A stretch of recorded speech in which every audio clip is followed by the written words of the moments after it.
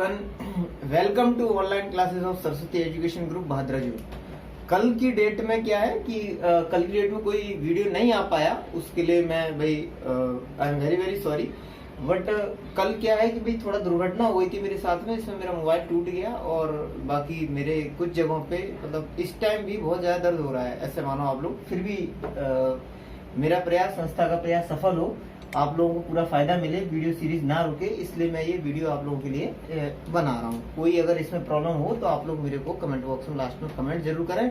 और अब तो कम से कम आपको ये बताने चाहिए कि आपके प्रॉब्लम है या नहीं है, मतलब आ रहा है। चलिए भाई देखते हैं, स्टार्ट करते हैं अपने। देखो चैप्टर था अपना बिंदु पथ।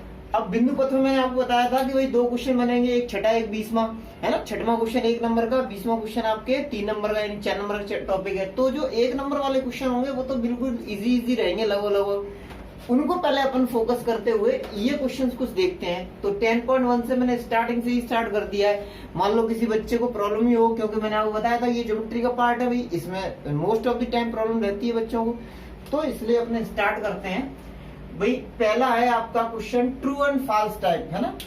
निम्नलिखित, ऐसे लिखा हुआ है क्वेश्चन में, निम्नलिखित प्रश्नों में सत्य असत्य की पहचान कीजिए तथा कारण भी बताइए, इस तरीके से, ठीक है। तो अपने देखते हैं भाई, मैं आपको ये बता दूंगा सत्य है या असत्य है, और क्यों असत्य है या क्यों सत्य है उसके बारे में बता दूंगा। तो अपने देखो स्टार्ट करते हैं। क्वेश्चन है आपके, पहला पार्ट है, पहला है क्वेश्चन नंबर, किसी रेखा से समान दूरी पर स्थित बिंदुओं का समुच्चय एक रेखा होती है। किसी रेखा से समान दूरी पर स्थित बिंदुओं का समुच्चय एक रेखा होती है। अब देखो ये रेखा है आपकी, और इस रेखा से समान दूरी पर स्थित बिंदुओं का बिंदुपथ एक रेखा होती है, ये पूछा है। तो देखो समान दूरी पर अगर हम इससे 1 मीटर क्या 1 सेंटीमीटर दूरी पर स्थित बिंदु ले लें, तो देखो भाई वो ऊपर भी होगा 1 सेंटीमीटर, ऊपर भी अपन नाप सकते हैं और नीचे भी नाप सकते हैं 1 सेंटीमीटर। इसलिए एक रेखा तो ऊपर बनेगी 1 सेंटीमीटर की दूरी पर, और एक रेखा बनेगी नीचे। तो इसलिए जब हम एक रेखा की बात करें, किसी रेखा से, यानी कि एक ही रेखा की बात हो रही है, से समान दूरी पर स्थित बिंदुओं का समुच्चय एक रेखा होती है, तो एक रेखा नहीं होती, ये हम 2 रेखाएं मिल रही है ऊपर और नीचे। तो एक्चुअल में रेखा से समान दूरी पर स्थित बिंदुओं का समुच्चय 2 रेखाएं बनती हैं, इसलिए ये आपका फॉल्स है ना। अच्छा चलो नेक्स्ट देखते हैं अपने। एक वृत्त उन बिंदुओं का बिंदुपथ है जो किसी दिए गए बिंदु से समान से नियत दूरी पर है या समान दूरी पर है।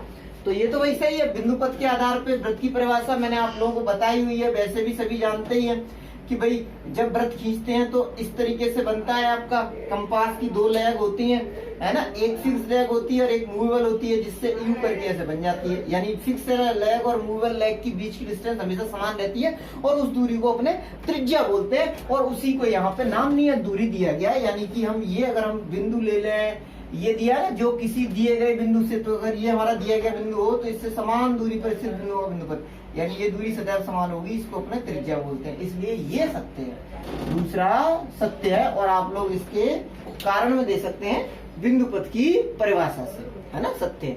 अच्छा ऊपर वाले में देंगे अपने कारण, ध्यान से सुनना, आप लोग नोट करोगे ज्यादा बढ़िया रहेगा आपके लिए।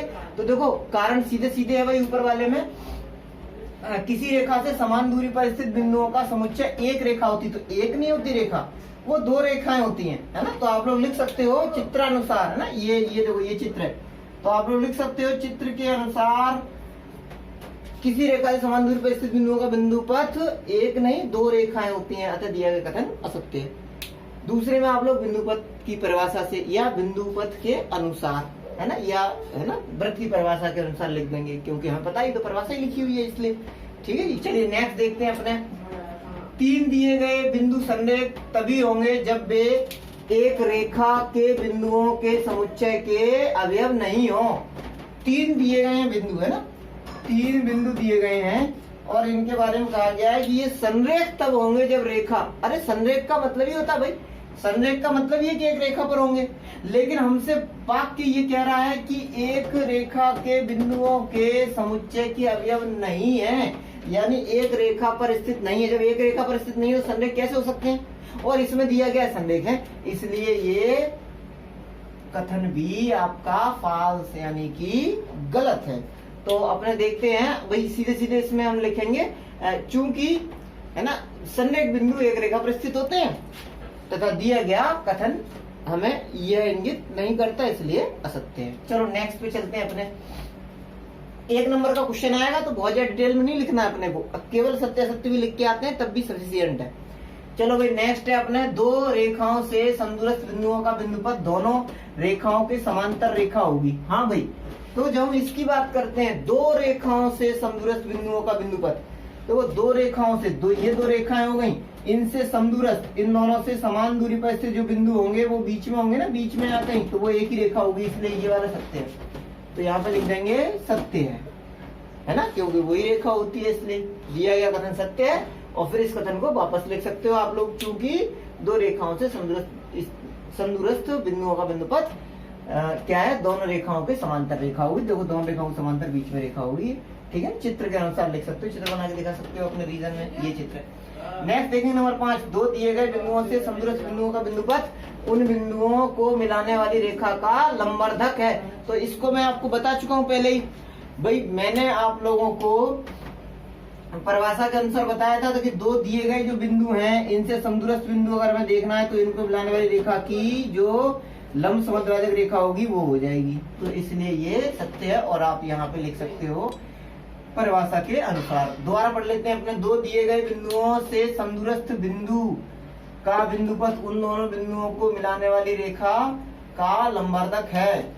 सही है भाई, 2 दिए गए बिंदुओं समदूरस्थ बिंदुओं का बिंदुपथ, ठीक है, तो ये भी ट्रू है। अब देखो अगर किसी की बुक में भाई इनमें से कोई एक फॉल्स दिया रहता है या ट्रू दिया रहता है तो वो मिसप्रिंट होगा, है ना। अगर आपको कोई भी लगे, कोई भी डाउट, तो आप बिल्कुल कमेंट कर सकते हैं, ठीक है जी। चलिए नेक्स्ट देखते हैं अपने, तो अपने देखेंगे भाई, इसको मैं थोड़ा रब कर दूं। हाँ जी, देखो नेक्स्ट क्वेश्चन है, क्वेश्चन नंबर 2। एक चतुर्भुज के विकर्ण एक दूसरे को समद्विभाजित करते हैं तो सिद्ध करो कि यह एक समांतर चतुर्भुज है। देखो विकर्ण एक दूसरे को समद्विभाजित कर रहे हैं तो हमें सिद्ध करना है कि जो चतुर्भुज है वो क्या है, आपका एक समांतर चतुर्भुज है। तो देखो ये तो मैं भाई जब 9th क्लास के स्टूडेंट्स रहते हैं उस टाइम भी उनको बताया जाता है, 10th क्लास में बताया जाता है कि चतुर्भुज से संबंधित मोस्ट ऑफ दी, यानी चतुर्भुज से संबंधित 99% क्वेश्चंस को जो प्रूफ करने वाले क्वेश्चन होते हैं उनमें से 99% क्वेश्चंस को हम त्रिभुज के नियमों का, यानी कि सर्वांग समता, त्रिभुज में भाई नियम होते हैं सर्वांग समता के 5, तो उन नियमों का यूज करके हम उनको प्रूफ करते हैं, क्योंकि चतुर्भुज में बहुत ज्यादा नियम होते ही नहीं है, त्रिभुजों के नियम का यूज करते हैं। तो हम भाई देखो इसको हम क्वेश्चन को सॉल्व करेंगे और नियम कहाँ के यूज करेंगे, त्रिभुजों के। और इस क्वेश्चन के बाद वाले जो 10.1 के क्वेश्चन हैं उनमें भी, तो जो त्रिभुज के नियमों की मैं बात कर रहा था, कोई 10.1 के आगे के क्वेश्चंस हैं उनमें भी सभी में त्रिभुज के जो सर्वांग समता के 5 नियम है वही लगेंगे, है ना। और 5 नियम आपको पता ही होंगे, 9th क्लास में होंगे, है ना, 9th क्लास में आपको पढ़ाए गए हैं। एक बार शॉर्ट में लिख दे रहा हूं मैं, ये है S S S, S A और ए एस और लास्ट है आपका आर एच एस, है ना। और ये 5 होते हैं ना, ध्यान रखना कि ये 5 होते हैं, 4 नहीं होते। बहुत बार टीचर्स 4 पढ़ा देते हैं, इसलिए क्या है 5 ही होते हैं। तो अपना देखते हैं भाई, इन नियमों को आप लोग थोड़ा सा ध्यान रखना। बाकी देखो अपना क्वेश्चन था ये, एक चतुर्भुज के विकर्ण एक दूसरे को समद्विभाजित करते हैं, सिद्ध करो यह चतुर्भुज एक समान चतुर्भुज है। तो इसमें हमें दिया है, देखो जो सिद्ध करने वाले क्वेश्चन हैं उनमें व्यवस्थित सारे हेडिंग लगाने पड़ते हैं। तो पहला हेडिंग है अपने दिया है, इसमें एक चतुर्भुज एबीसीडी है जिसमें विकर्णों एसी और बीडी का मध्य बिंदु ओ है, एसी का और बीडी का मध्य बिंदु ओ है ना। तो इसलिए चूंकि ये मध्य बिंदु है दोनों का, इसका मतलब इतना पार्ट इसके बराबर होगा, इतना पार्ट इसके बराबर होगा। तो ओ इक्वल टू हो गया ओसी के, ओ बराबर ओसी के और ओ बी बराबर ओडी के, ठीक है ना। ये आ गया नंबर फर्स्ट। उसके बाद अपने देखेंगे सिद्ध करना है हमें एबीसीडी एक समांतर चतुर्भुज है, ये सिद्ध करना है कि एबीसीडी एक समांतर चतुर्भुज है। तो अपने देखेंगे उत्पत्ति में त्रिभुज, देखो 2 त्रिभुज है ना, उनमें पहला वाला त्रिभुज ले लेते हैं। तो त्रिभुज ओएडी व ओएडी में और ओबीसी में, ओएडी और ओबीसी इन दोनों में अपने देखेंगे ओ इक्वल टू किसके, ओसी के, ओ बराबर ओसी और दूसरा है ओबी बराबर ओडी के। हमें पता है अगर हम इन दोनों त्रिभुजों को सर्वांग सम सिद्ध कर देते हैं तो इससे इनकी संगत हो जाए, यानी AD बराबर हो जाएगी BC के, और फिर उसके बाद ये कोण, ये दोनों कोण भी बराबर सिद्ध कर देंगे। तो दो रेखाओं को जब एक तिर्यक रेखा काटती है और एकांतर कोण बराबर हो तो रेखा समांतर होती है, और भुजाओं का एक पेयर यानी एक जोड़ा समांतर और बराबर हो जाता है अगर, तो वो चतुर्भुज क्या हो जाएगा, आपका समांतर चतुर्भुज हो जाएगा। तो अपने देखते हैं, देखो भाई OA बराबर हो गया OC के और OB बराबर हो गया OD के। अब देखने वाला पॉइंट ये है इसमें, भाई ये कोण इसके बराबर होगा, क्यों होगा ये कोण इसके बराबर, क्योंकि ये शीर्षाभिमुख कोण है ना। जब दो रेखाएं एक दूसरे को काटती हैं तो इसका ये बनने वाले जो कोण होते हैं बराबर होते हैं आपस में, इधर वाला इसके इधर वाला इसके। तो अपने देखते हैं कि यहाँ पे ये शीर्षाभिमुख या बोले शीर्ष कोण है ना, ये दोनों बराबर हैं। तो कौन सा कोण बराबर हो जाएगा, AOD, कोण AOD बराबर हो जाएगा किसके, कोण BOC के। तो अपने देखते हैं, इसलिए नियम कौन सा लग रहा है इसमें भाई, नियम लग रहा है SAS। देखो ये भुजा और ये बीच का कोण ये भुजा, ये दोनों भुजा इन दोनों भुजाओं के बराबर है, और ये बीच का कोण बराबर आपस में। तो इसलिए नियम SAS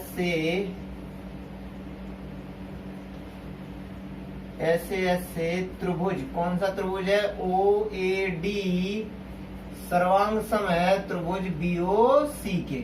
तो इसलिए SAS से AOD बराबर OAD बराबर है किसके, OBC के। चूंकि ये दोनों सर्वांग सम हो गए इसलिए AD बराबर किसको हो जाएगी, BC के, इसलिए AD बराबर BC। अच्छा क्यों बराबर हो गई, CPCT से, CPCT मतलब congruent parts, corresponding parts of congruent triangles, यानी सर्वांग सम त्रिभुजों के संगत भाग सदैव समान होते हैं, है ना। तो इसलिए ये दोनों बराबर हो गए। अब इस तरीके से हम देखते हैं ये वाला कोण इसके बराबर है।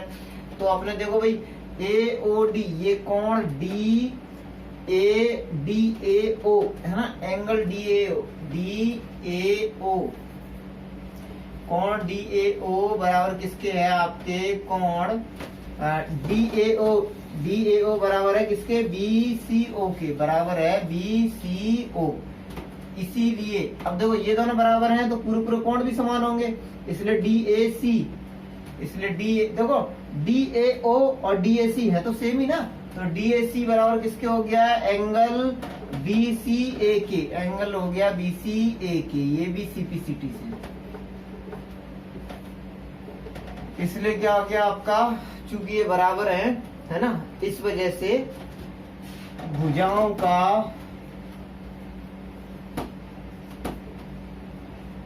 का एक जोड़ा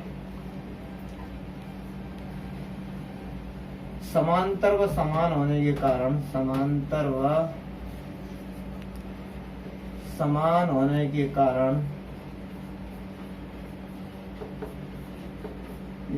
त्रिभुज, कौन सा वाला त्रिभुज, त्रिभुज AOD, त्रिभुज क्यों भाई, एक जोड़ा समांतर और समान होने के कारण जो चतुर्भुज है जिसको हम लेके चले थे ना, इसीलिए हमें चतुर्भुज तो बताना था। तो चतुर्भुज ABCD एक समांतर चतुर्भुज आएगा, कारण चतुर्भुज ABCD एक समांतर चतुर्भुज है। चलो भाई ये मैंने देखो भाई क्वेश्चन बता दिया है, ज्यादातर क्वेश्चन इसी पे ही बेस्ड हैं। अब आप मेरे को क्वेश्चन नंबर बताइएगा, है ना, या तो आप मेरे को क्वेश्चन नंबर YouTube पे कमेंट करके बता देंगे, या फिर आप मेरे को ग्रुप में क्वेश्चन नंबर कमेंट करके बताएंगे।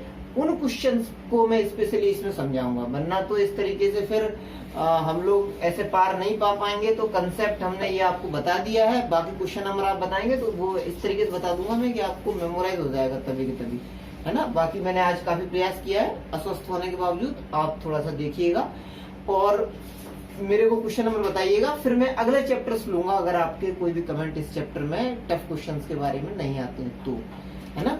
बाकी जय माता।